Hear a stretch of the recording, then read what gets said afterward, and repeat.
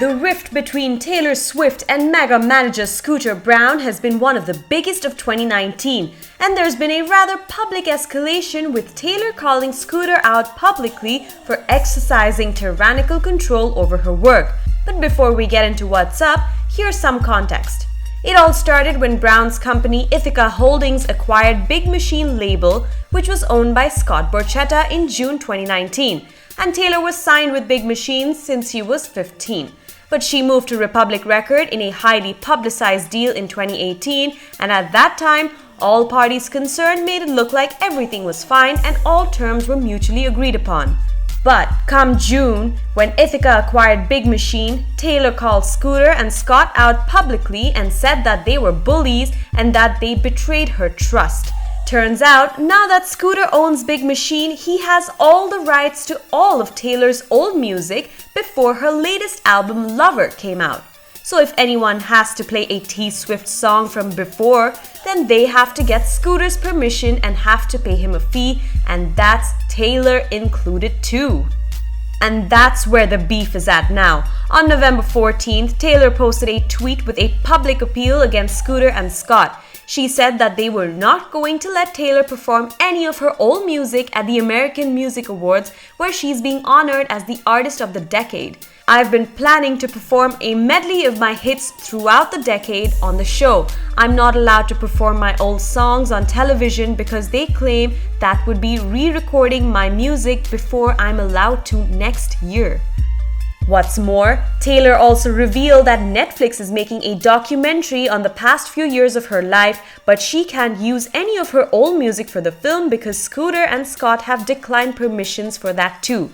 She added that there is no mention of either of them or Big Machine Records anywhere in the film.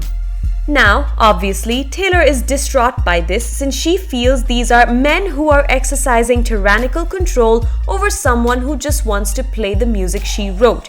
She felt she needed to voice this concern and stand up to Scooter and Scott because she didn't want the same happening to other artists in the future. She also said, "The message being sent to me is very clear. Basically, be a good little girl and shut up or you'll be punished." Taylor highlighted that the two men had no hand in her making the music she did or writing her songs and said, "I want to be able to perform my own music."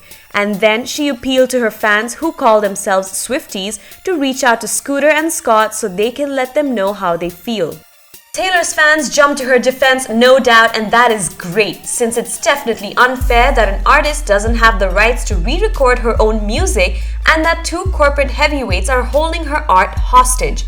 But at the time, the fans have managed to do something that could have dire consequences.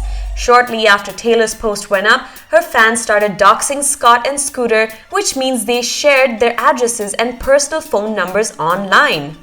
While these details have not been verified, the fear is that Taylor's appeal could lead to dangerous consequences, with an anonymous fan base ganging up on two people that could easily get out of Taylor Swift's control.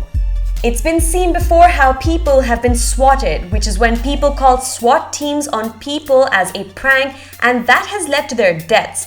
And we also know what passionate fans can do to get what they want, unless you've forgotten the outrage of Rick and Morty fans who stormed a McDonald's that ran out of Szechuan sauce that they brought back as a promotional offer. It really remains to be seen what happens next, but we hope that Taylor, Scooter and Scott can resolve this issue before it gets out of hand when the Swifties possibly go to war for their icon. Thanks for watching. If you like this video, be sure to check out all our other content too, and don't forget to subscribe.